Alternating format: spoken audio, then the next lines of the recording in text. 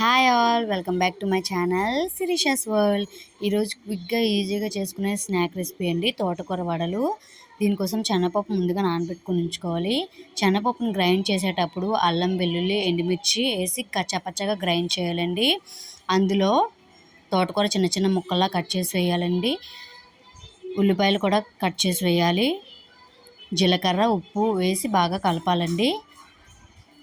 కలిపి మరుగుతున్న నూనెలో చిన్న చిన్న వడల్లా చేసుకొని వేసుకోవాలండి.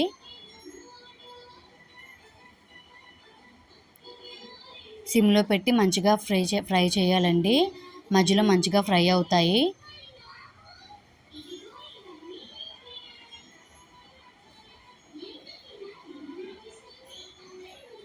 దోరగా వేగే వరకు ఉంచాలండి. మంచిగా బ్రౌనిష్ కలర్ వచ్చాక తీసేయాలండి. టిష్యూ పేపర్లో వేసుకోవచ్చు.